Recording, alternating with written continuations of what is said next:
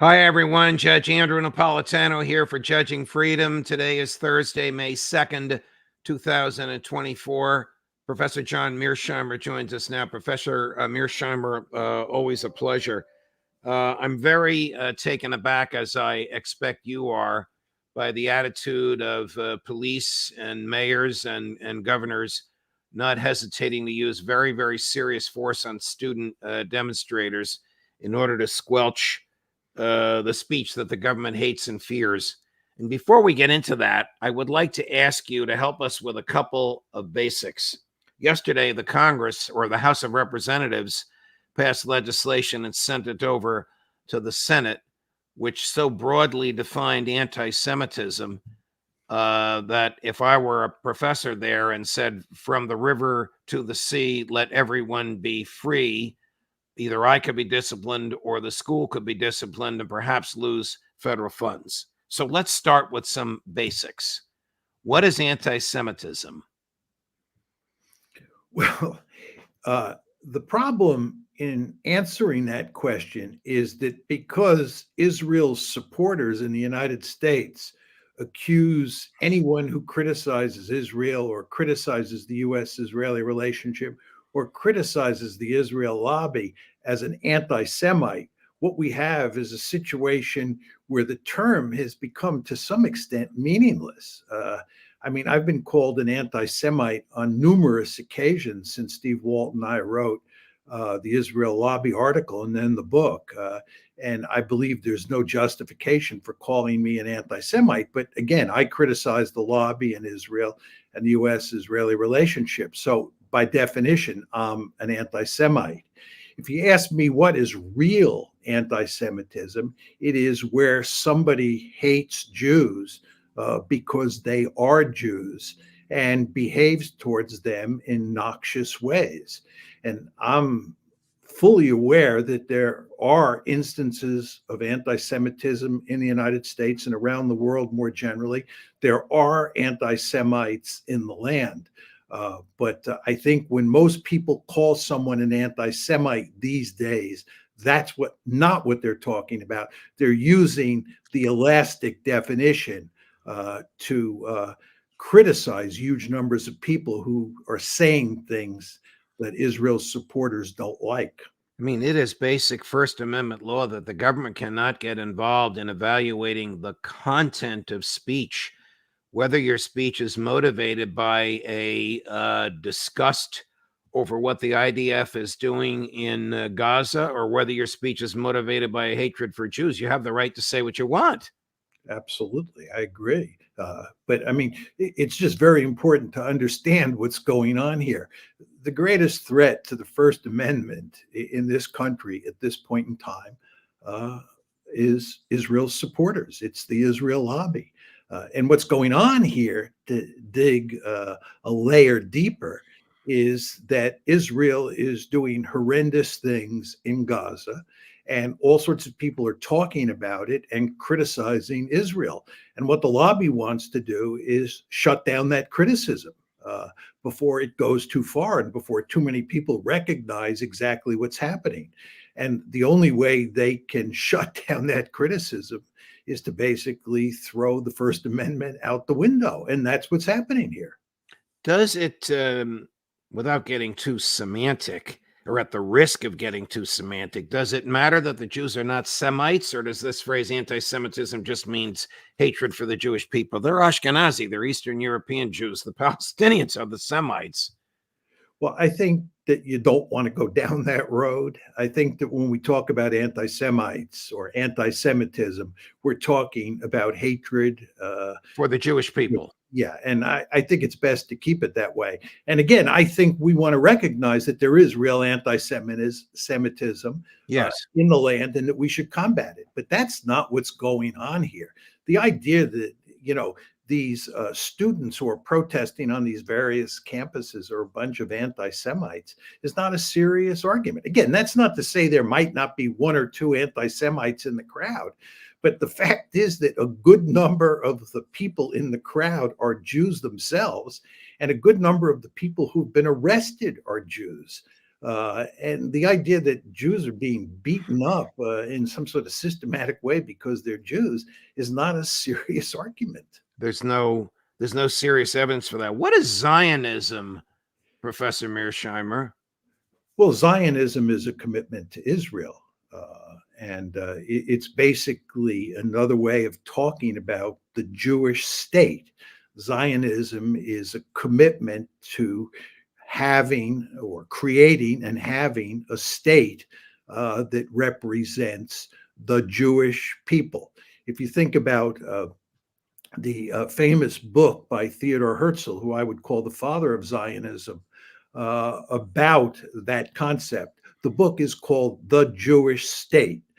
The Jewish state is another way of saying nation state. The nation Right. here are Jews, or the nation is Jews. And so Zionism is all about the Jewish state. And somebody who is a Zionist has a commitment to maintaining Israel, maintaining a Jewish state. My friends who are anti-Zionists don't believe that there should be a Jewish state. They believe that between the river and the sea, there should be a democratic state. And whether it's dominated by Jews or it's dominated by Palestinians is largely irrelevant. They are anti-Zionists. And of course, if you're a Zionist, you don't buy that for 1 second. Is Israel a democracy? It all depends. If you're talking about greater Israel, which is what I would talk about, because that is the fact on the ground that matters these days, it is not a democracy because the Palestinians in the West Bank and the Palestinians in Gaza do not get to vote, but they are part of greater Israel. A more interesting question is whether or not Israel is a liberal democracy. Like the United States or Britain or most European countries at this point in time. And Israel is clearly not a liberal democracy, because if it were liberal, it would have to have equal rights for all its members. And it does not have equal rights for the Palestinians, even for those Palestinians who have a right to vote. And this is why, of course, many people say that Israel is an apartheid state, but it's not a liberal democracy. And I don't believe it's much of a democracy. Well, democracy not only means majority rule and the right to vote, it also means equal rights protected by the government. If I were to move to Jerusalem as an American Roman Catholic, could I buy real estate and could I register to vote? I don't know. This involves technical laws that I'm not familiar with. Okay. I mean, Okay. the idea was to create a Jewish state, and it was a homeland for Jews. And most of the Zionists at the start, and even most of the Zionists now, would prefer to have a state that's populated almost exclusively by Jews. I mean, this is why there's so much emphasis on ethnic cleansing of the Palestinians in both Gaza and the West Bank. Why is Israel referred to as the state of Israel rather than the country or the nation of Israel? I don't know. It's an interesting question, but All right, again, I might be delving too much into semantics. How effective is the Israel lobby in suppressing speech? Now, I'm asking in the U.S.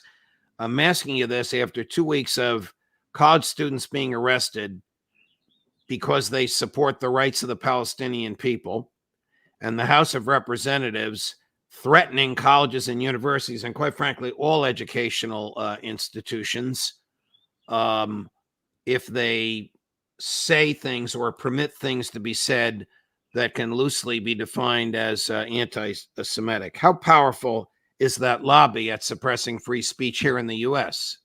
well, it's actually been wildly successful for decades. It's very hard to find anyone who would criticize Israel in the mainstream media, for example. And there were surveys that were done before October 7th, which showed that many academics self-censored when it came to Israel.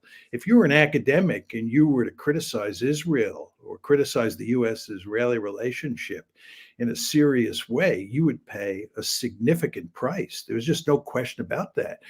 Steve and I wrote the article in 2006 and the book in 2007, and we have lengthy discussions of all sorts of cases where people were punished one way or another in the academic world for criticizing Israel. And then if you go into the mainstream media, I mean, you were grabbing the third rail for sure.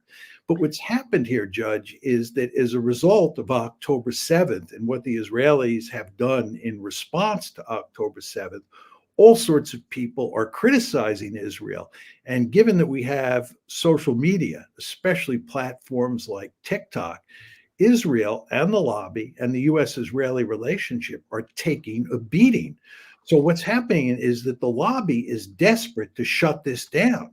These protests on campus just mortify people in the lobby. And the question is, how can they stop them?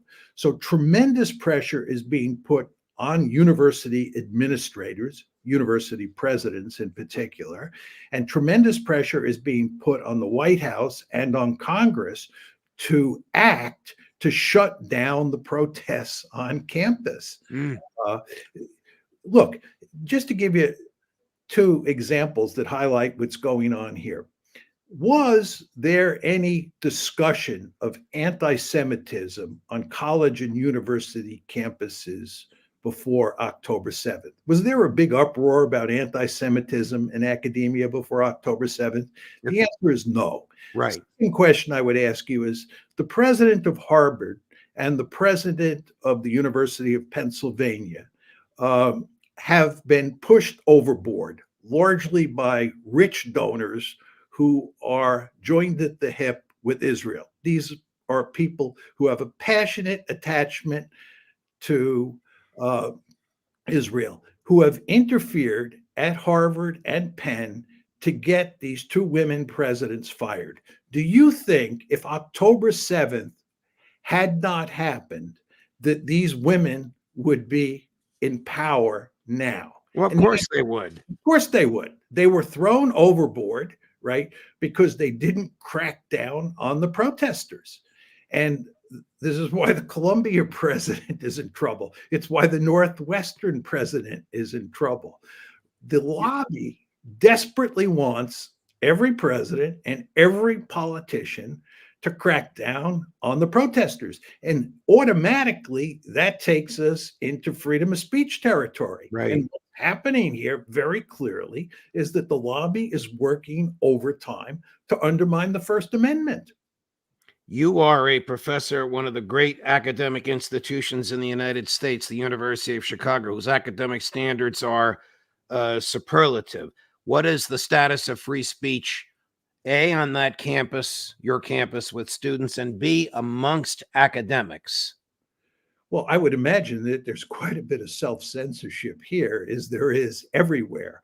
But the University of Chicago has a rich tradition when it comes to freedom of speech. And it has a rich tradition when it comes to tolerating protest.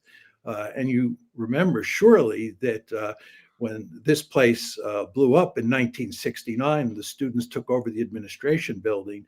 Ed Levy, who was then the president of the university, did not call in the police. At places like Harvard and Columbia, Columbia, of course, blew up in 68, and Harvard also blew up in 69.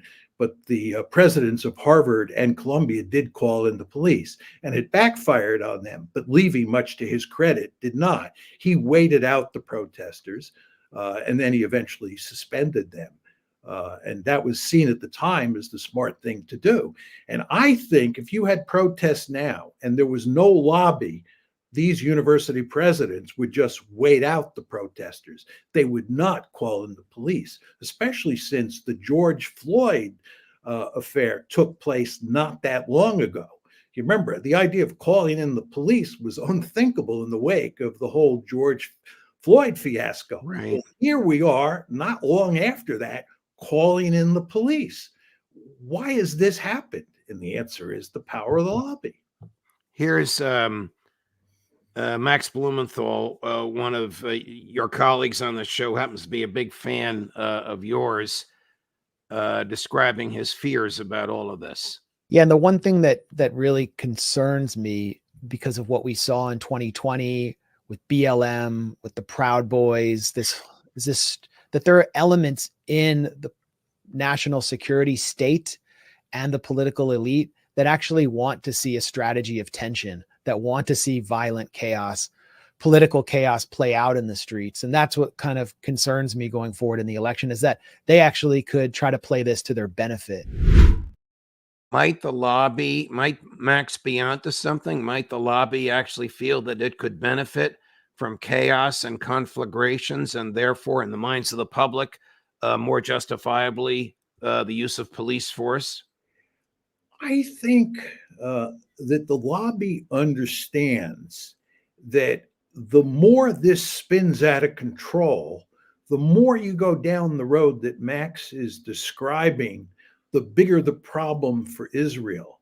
And the reason is that people who are sitting on the fence will come off the fence and side with the protesters.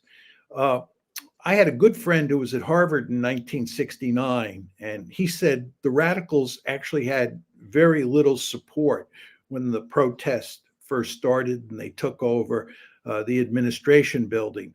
But once the police were called in, the end result is that many sort of middle of the road students who were not committed one way or the other sided with the protesters.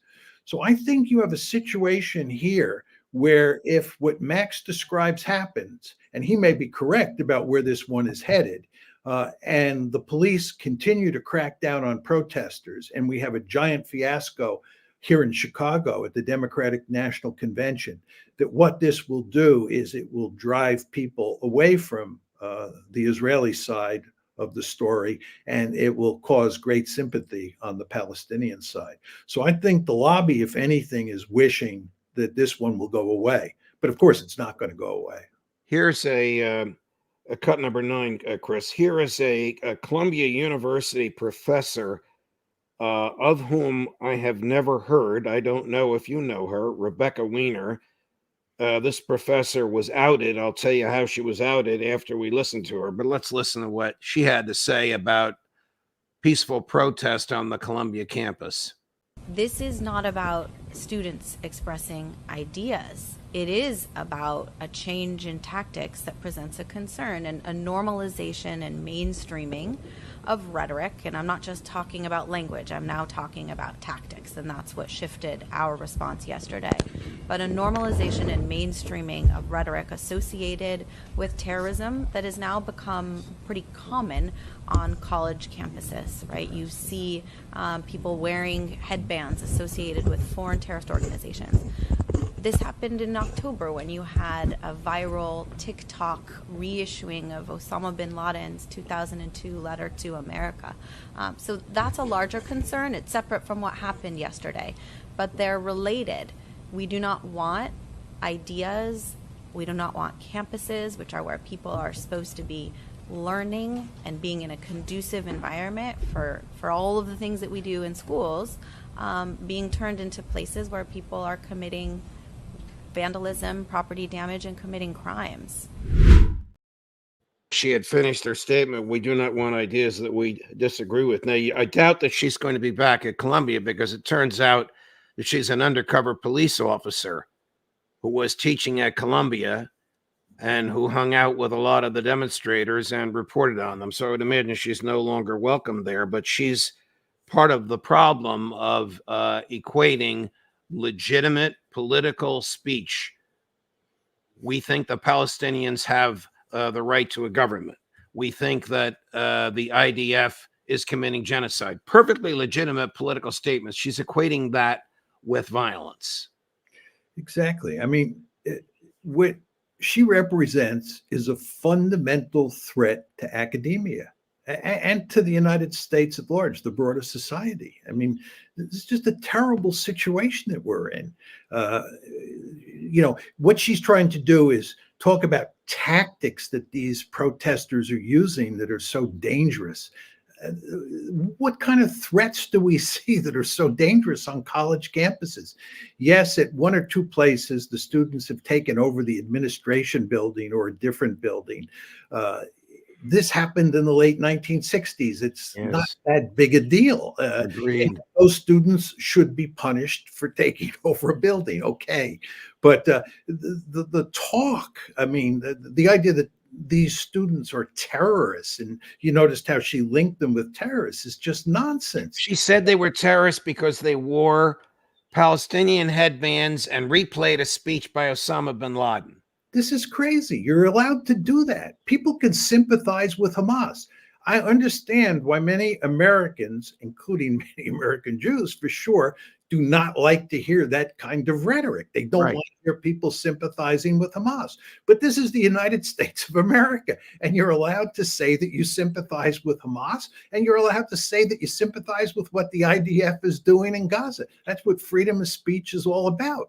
But again, the thing you have to understand, Judge, is that once you open up these debates and allow people to say what they want, this does enormous damage to Israel's image in the United States. It does enormous damage to the lobby and to the US-Israeli relationship. And they don't want that.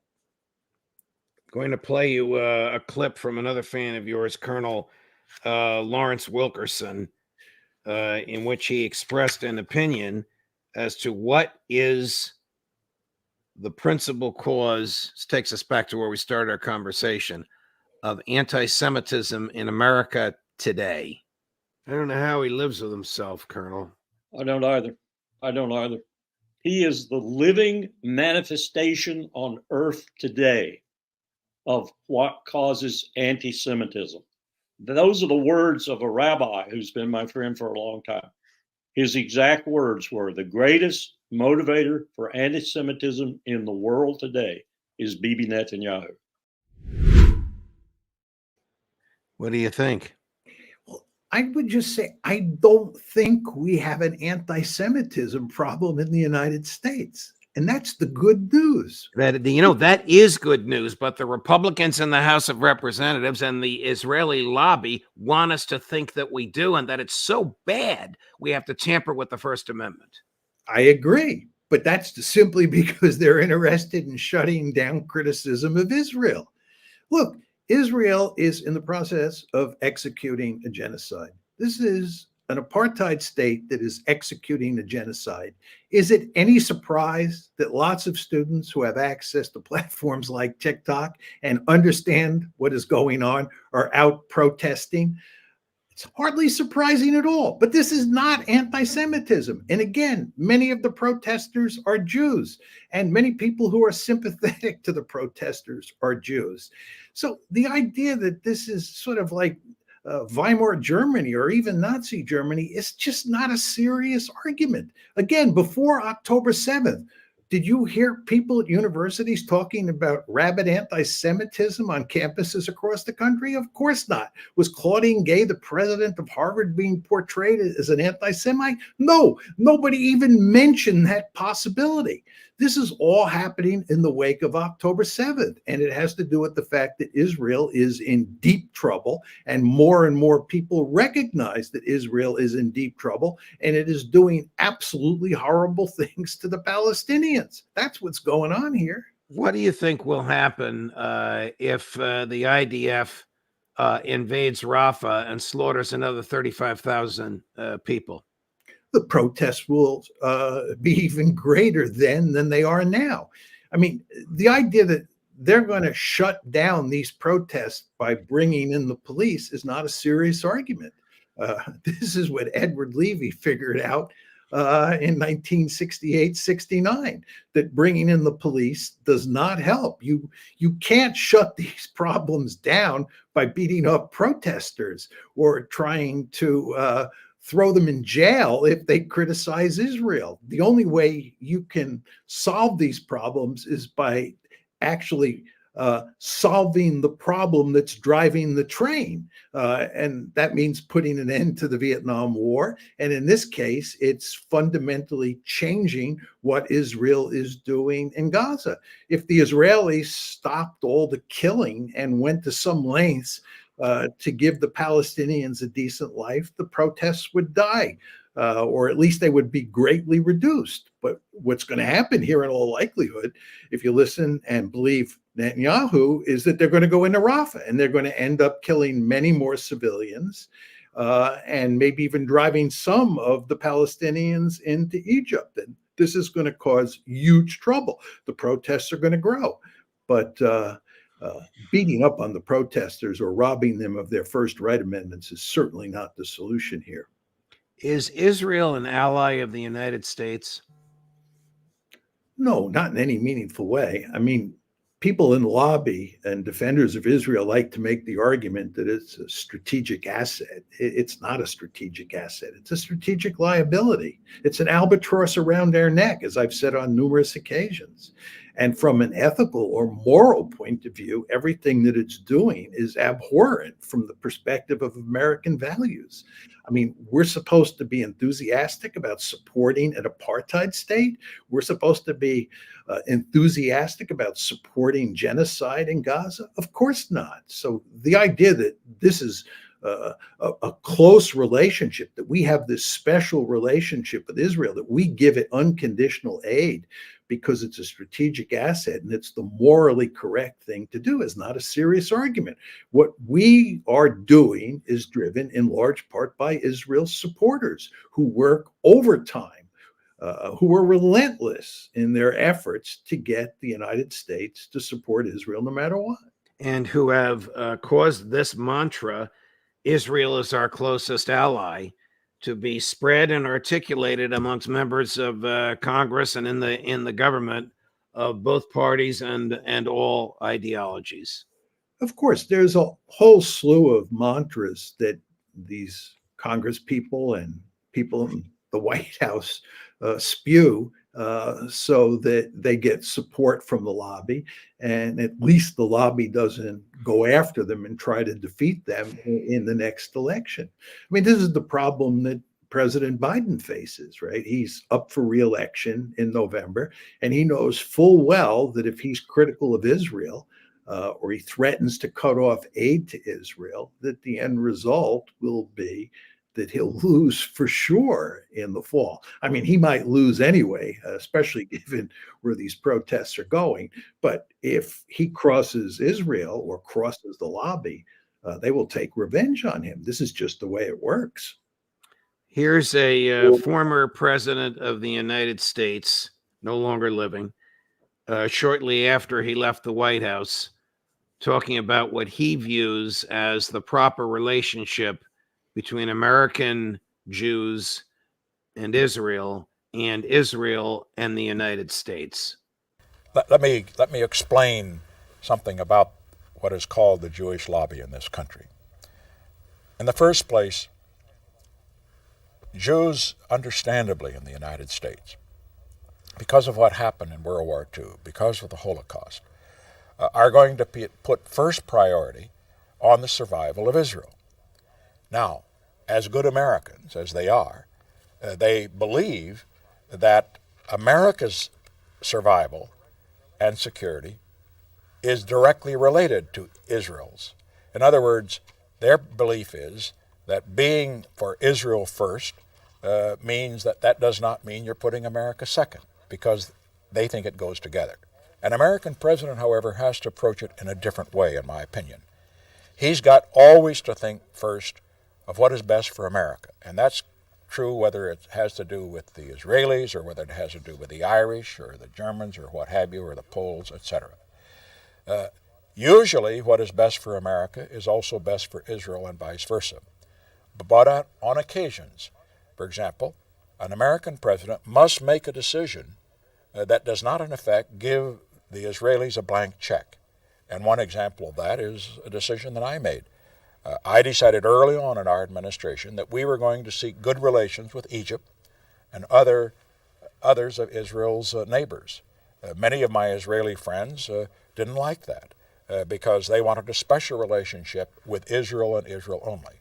But I have always said that Israel's interests are better served to have the United States a friend of Israel's neighbors and potential enemies than to leave a vacuum which the Soviet Union would fill. What do you think? I agree with everything he said, except I wouldn't call it the Jewish lobby. I would call it the Israel lobby, because not all Jews are in the lobby, and there are Christian Zionists and others in the lobby who contribute to its influence. But otherwise, his arguments are on the money. He pointed out that what Israel supporters like to do is conflate America's interests with Israel's interests and say there's no difference between the two. And Nixon says quite correctly that you can't do that. They may be the same interests a lot of the time, but not all the time.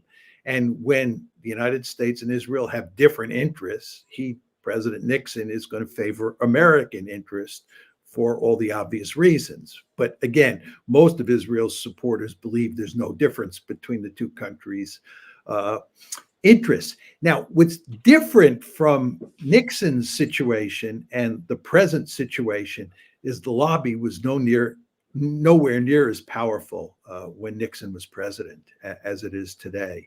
The lobby has grown really powerful. It is remarkably powerful today.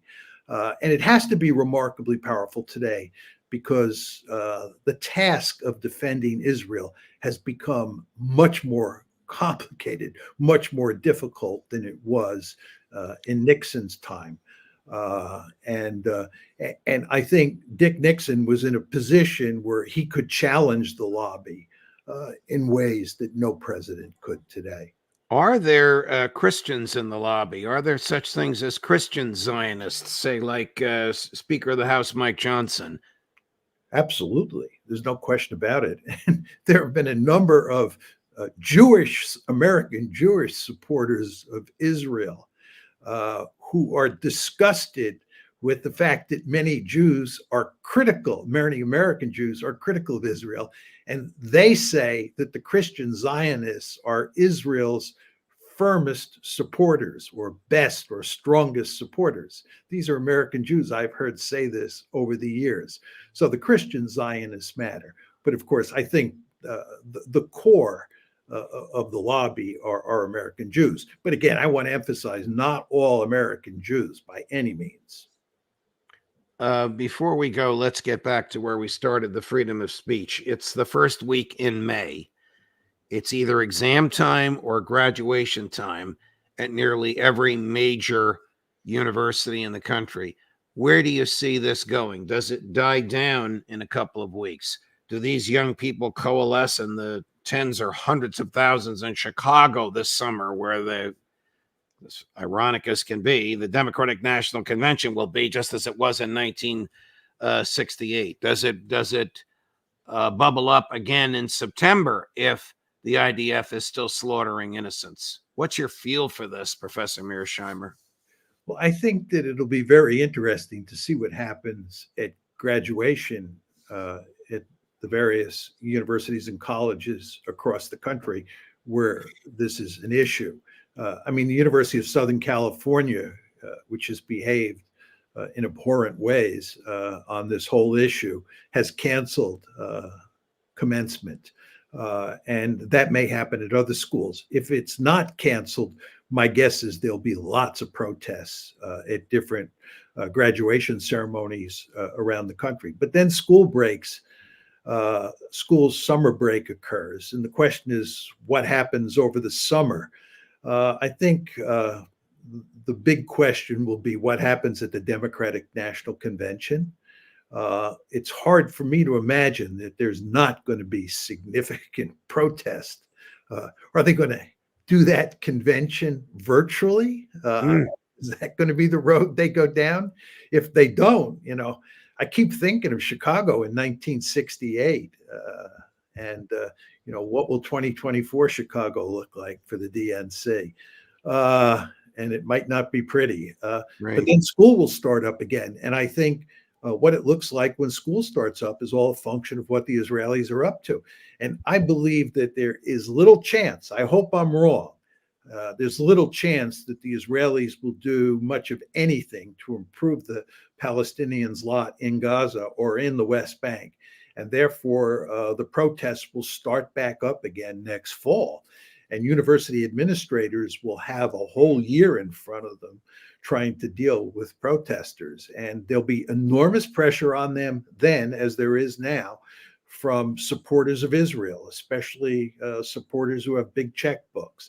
And those university presidents will be under tremendous pressure to crack down.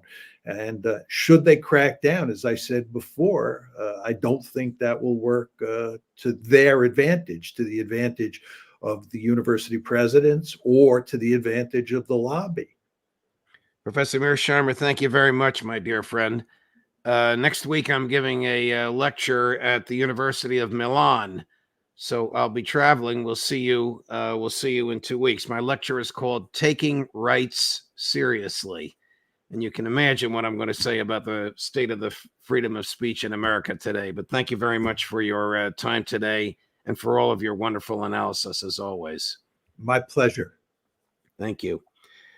So tomorrow, the roundtable, the boys, Larry Johnson back with us, Ray McGovern at 4 o'clock. At 5 o'clock, ask the judge, but I'm going to give a mini lecture on the freedom of speech from a historical, from a philosophical, from a legal perspective, and then take your questions.